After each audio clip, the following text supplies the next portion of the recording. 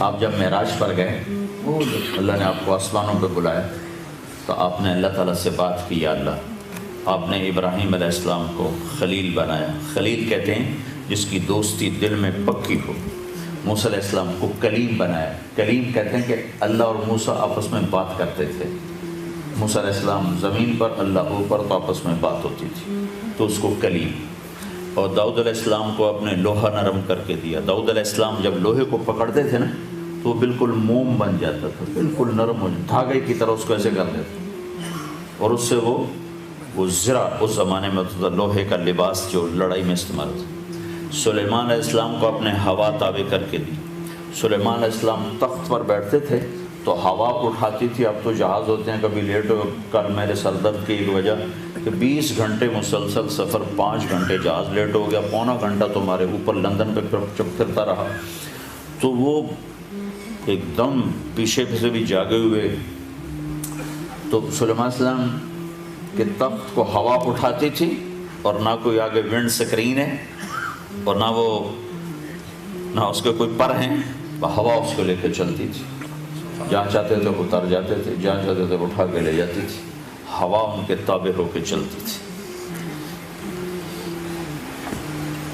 تو اس کی مناسبت سے ایک ایسے واقعہ یاد آ گیا۔ ایک دفعہ مچھروں نے آ کر سلیمان علیہ السلام کی خدمت میں عرض کی، جناب یہ آپ کی ہوا بہت تیز چلتی ہے، ہمیں اڑا دیتی ہے، تو مہربانی کریں ہماری خوراک بھی لینا ہمارا فرض ہے، تو ہوا کو کہیں ذرا نرم چلا کرے، آہستہ چلا کرے۔ سلیمان علیہ السلام نے فرمایا تو ٹھیک ہے بھائی، اس کو بھی، مجرم کو بھی بلاؤ، ملزم کو بھی بلاؤ۔ تو جب ملزم آیا، ہوا آئی، تو مچھر آپ پہ اڑ گئے، تو مچھر آپ پہ اڑ گئے۔ تو ہوا ایسے تابع تھی کہ تخت اٹھاتی تھی اور یوں لے کے چلتی تھی۔ اور پھر آپ نے کہا یا اللہ، آپ نے عیسیٰ علیہ السلام کو مردہ زندہ کر کے دیے۔ عیسیٰ علیہ السلام مرے ہوئے کے کہتے اٹھ جا، تو وہ زندہ ہو کے بیٹھ جاتا تھا۔ تو آپ نے کہا یا اللہ مجھے کیا دیا ہے، میرے لیے کیا ہے؟ تو اللہ تعالیٰ نے فرمایا میرے محبوب تجھے وہ دیا ہے جو کسی کو نہیں دیا۔ تو آپ نے پوچھا یا اللہ وہ کیا ہے؟ کہ وہ یہ ہے کہ قیامت تک تیرا میرا نام اکٹھا رہے گا، الگ نہیں ہو سکتا۔ لا الہ الا اللہ کے بعد کیا ہے؟ الگ نہیں ہو سکتا۔ اب زندگی کیسے گزارنی ہے؟ تو اس کے لیے ہے محمد الرسول اللہ صلی اللہ علیہ وسلم۔ آپ کی پوری زندگی کھلی کتاب کی طرح ہمارے سامنے موجود ہے، اس کے پیچھے پیچھے چلو، پھر چاہے لندن میں رہو، چاہے نیو یارک میں رہو، مدینہ میں رہو، دلی میں رہو، لاہور میں رہو، اللہ کی رحمت آپ کے سر پر ہے۔ لیکن اگر میرے حبیب کی زندگی سے بغاوت ہو گئی تو مکے میں رہنا بھی نجات نہ دلا سکے، اور مدینے میں رہنا بھی نجات نہ دلا سکے۔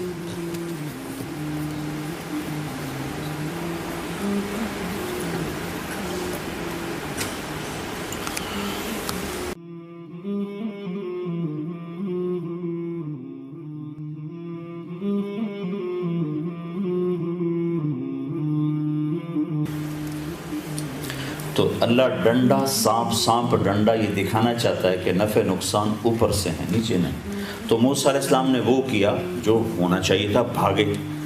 تو اللہ نے کہا موسیٰ کدھر بھاگ رہے ہو، پکڑو اسے۔ کہا یا اللہ معاف کر، میں نہیں پکڑا، انکار کر دیا اللہ کو، یا اللہ معافی دے، میں نہیں پکڑا تھا۔ تو میں کہا خودھا، پکڑو نا بابا۔ پھر اللہ نے کہا خودھا ولا تخف، ارے پکڑو ڈرو نہیں، کہنا یا اللہ میری توبہ۔ تیسری دفعہ اللہ نے کہا خذ فإنک من الآمنین، جو کہتا ہوں کر لو، میں گارنٹی دیتا ہوں کچھ نہیں ہوگا۔ اللہ کی گارنٹی پر کھڑے ہوئے، یہ گارنٹی اللہ آپ کو دے رہا ہے کہ بازار میں وہ کرو جو میں کہتا ہوں، جاب میں وہ کرو جو میں کہتا ہوں، گھر میں وہ کرو جو میں کہتا ہوں۔ اگر نقصان ہو تو میں گارنٹر ہوں، کیونکہ نفع تو میری طرف سے آنا ہے، نقصان تو میری طرف سے آنا ہے۔ یہ صرف قصہ سنانا تو مقصود نہیں نا، اللہ نے اس قصے کو 28 پاروں میں کیوں سنایا ہے؟ کہ سب سے زیادہ خرابی یقین لا الہ الا اللہ میں آتی۔ تو تو موسیٰ علیہ السلام کھڑے ہو گئے.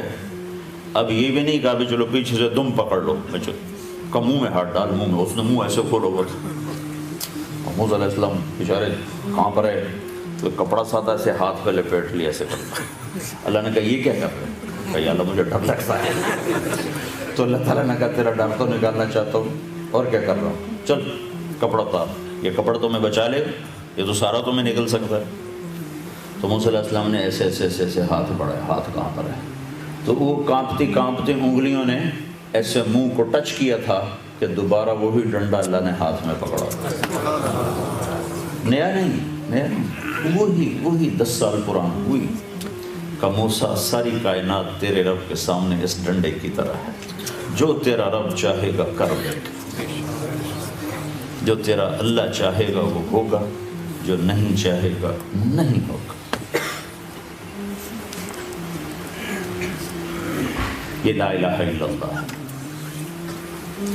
کہ بھائیوں بہنوں, اپنے گھر میں اور تم باہر اپنے دفتر جاب میں وہ کرو جو اللہ چاہتا ہے. جس چیز سے اللہ نے روکا ہے رک جاؤ. کہیں نقصان ہوگا, ہونے دو, نہیں ہوگا ضمانت دے رہا ہے اللہ. اگر ہو جاتا ہے تو اللہ کے ذمہ ہو گیا. انشورنس کمپنی ہے کہ نہیں ہے, تم کتنے مدد سے, کوئی گل نہیں جی, ٹکر ہو گئی تو نوی لگ جائے گی. تو یہاں کی انشورنس پر تم بے پرواہ ہو جاتے ہو, تو اللہ کی انشورنس پر بھی تو بے پرواہ ہو جاؤ کہ صرف یہی زندگی تو نہیں ہے نا, آگے بھی تو ہے.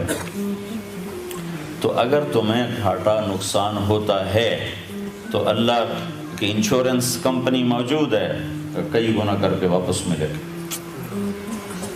یہاں نہ بھی ملا تو آگے جو آؤ تو صحیح.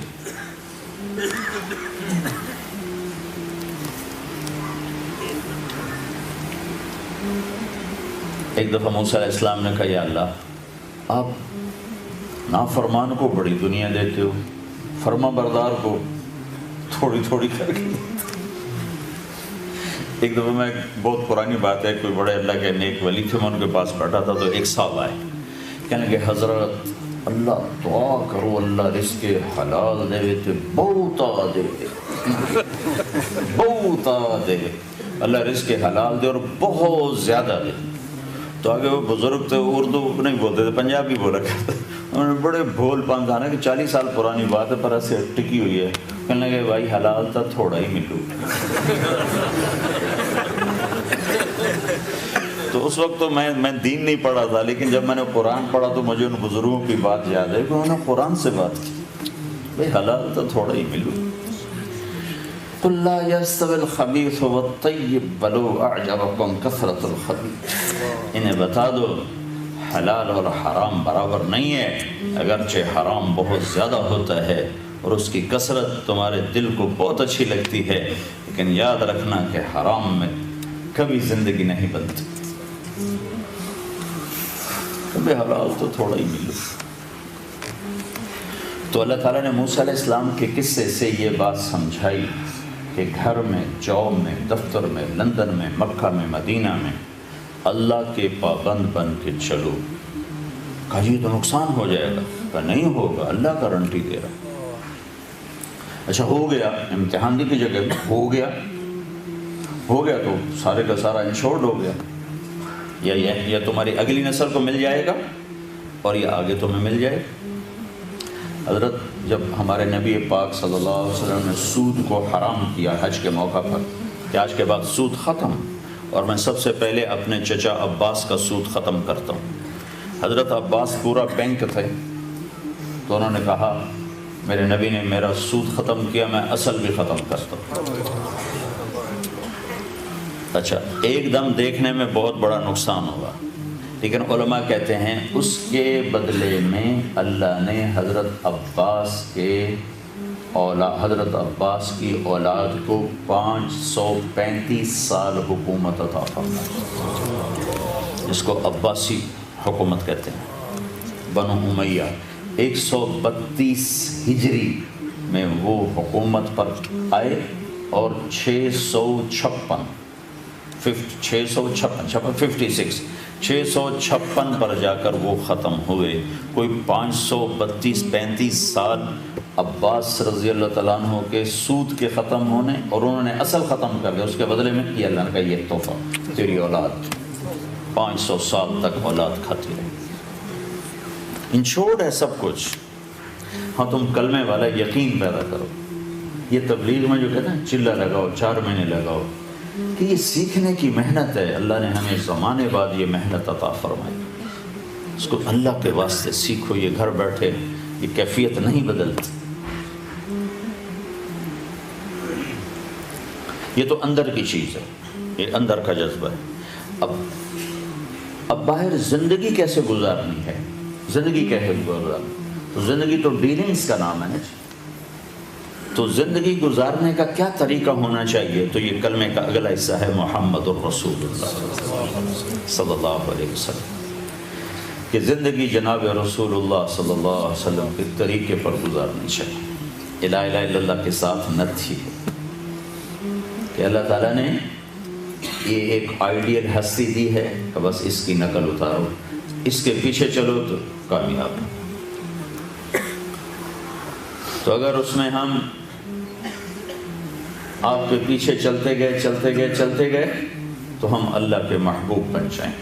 اللہ نے آپ کو ساری کائنات میں سے چنا اور اپنا حبیب بنایا، اپنا محبوب بنایا۔ حبیب اس کو کہتے ہیں جس کی محبت کی کوئی حد نہ ہو۔ تو اللہ نے آپ کو حبیب بنایا اور ساری کائنات میں سب سے اعلیٰ اور افضل بنایا۔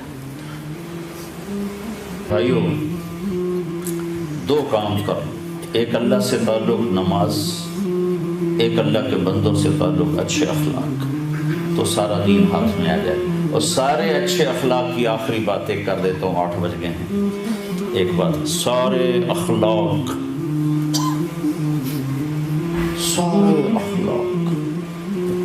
جس پر ایمان مکمل ہوتا ہے۔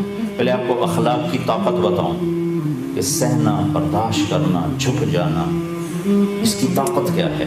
میرے نبی نے فرمایا ایک آدمی ساری زندگی تہجد پڑھتا رہا، سویا نہیں، اور ساری زندگی روزے رکھتا رہا، کھایا نہیں، یہ فزیکلی ان 2 چیزوں کو جمع کرنا ناممکن ہے، ناممکن۔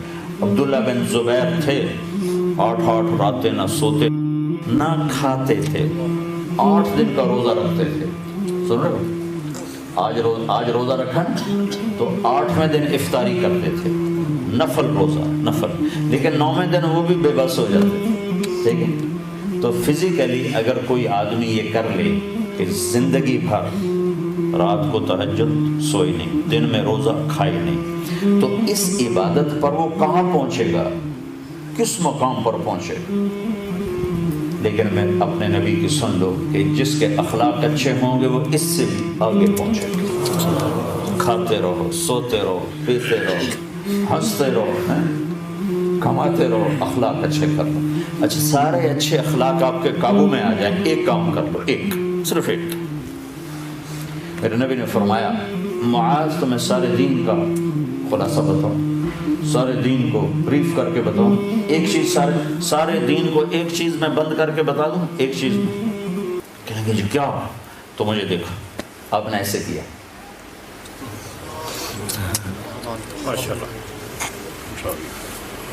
آپ نے یہ نہیں کہا تہجد پڑھ، روزے رکھ، ذکر کر، تلاوت کر، عمرے کر، حج کر، زبان قابو میں رکھ، سارا دین تیرے قابو۔ کوئی عورت زبان قابو میں رکھ لے، کوئی مرد زبان قابو میں رکھ لے، کسی طرف سے، کوئی بیوی کی طرف سے ہے، بیوی کو خاوند کی طرف سے ہے، بھائی کو بھائی کی طرف سے ہے، دوست کو دوست کی طرف سے ہے، اگر زبان بند ہے اور قابو ہے، رب ذوالجلال کی قسم کوئی آپ سے آگے نکل نہیں سکتی۔ ایک شہر میں گیا تو وکلاء کا وفد آئے ملنے، تو میں نے آدھا گھنٹہ بات کی، کہا جی آپ نے بہت نصیحتیں کی ہیں، آخر میں کوئی ایک نصیحت کر دے جس کو ہم پکڑ لیں۔ تو میں نے کہا نہیں، یہ نہیں، کوئی اور بتائیں، کوئی اور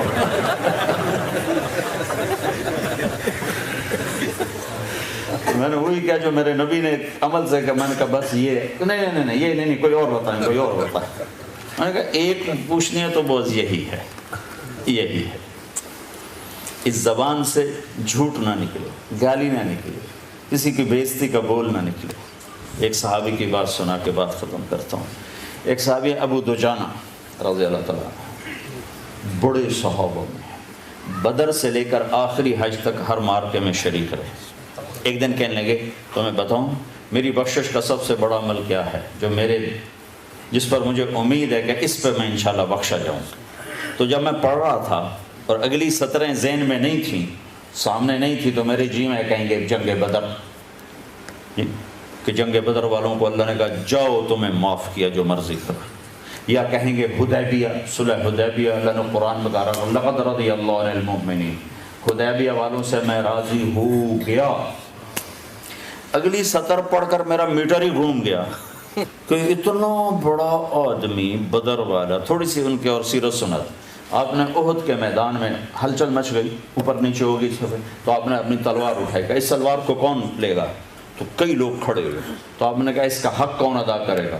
تو سارے بیٹھ گئے، صرف 3 آدمی کھڑے رہے، حضرت عمر، حضرت زبیر، حضرت ابو دجانہ۔ عمر خلفاء راشدین میں سے ہیں، زبیر پھوپھی زاد ہیں، اور ابو دجانہ مدینے والے ہیں۔ تو آپ نے وہ تلوار نہ زبیر کو دی، نہ عمر کو دی، ابو دجانہ کو دی۔ یہ وہ آدمی ہے ابو دجانہ۔ ابو دجانہ فرمانے لگے میرے پاس بخشش کا سب سے بڑا عمل صرف ایک ہے کہ میں نے آج تک اپنی زبان سے کسی کو دکھ نہیں پہنچا، اور میرے دل میں کسی مسلمان کا بغض نہیں۔ تو یہ ساری عورتیں، یہ سارے مرد، یہ میری آخری بات لے لیں جو ابو دجانہ نے کہی، کہ دل سے، زبان سے کسی کو دکھ دینے والا بول نہ بولو۔ سامنے بیوی ہو، بیوی کے لیے خامد ہو، بھائی ہو، بہن ہو، باپ ہو، ماں ہو، دوست ہو، ساتھی ہو، اپنا ہو، پرایا ہو، اور اپنے دل میں کسی کی نفرت نہ پیدا ہونے دو، تو رب ذوالجلال کی قسم بغیر حساب کتاب کے اللہ جنت میں ڈالے۔ تو سارے بھائی اس کی نیت کرو، نیت کرتے ہو نا؟ اس کو سیکھنا ہے تبلیغ میں نکل کر، تو اس کے بھائی ارادے کرو، اس کی اللہ سے مانگو کہ اللہ تعالیٰ یہ صفات ہمیں نصیب فرمائے، یہ سیکھنے سے آتی ہیں۔ جو بھائی انشاءاللہ اس کی نیت کرے گا اللہ اس کی زندگی کو 4 چاند لگا دے۔ تو نیت کر دو نا سارے بھائی۔ آپ کو ہر دفعہ نام لکھنا ضروری نہیں ہوتا، اذان کا وقت ہو گیا ہے، بس آپ کی نیت ہی کافی ہے۔ تو نیت تو کر لی نا سارے بھائی، اور کم از کم یہ آخری 2 بار ایک نماز نہیں چھوڑنی، ایک اس زبان سے کسی کو دکھ نہیں دینا، ٹھیک ہے؟ اللہ تعالیٰ عمل کی توفیق۔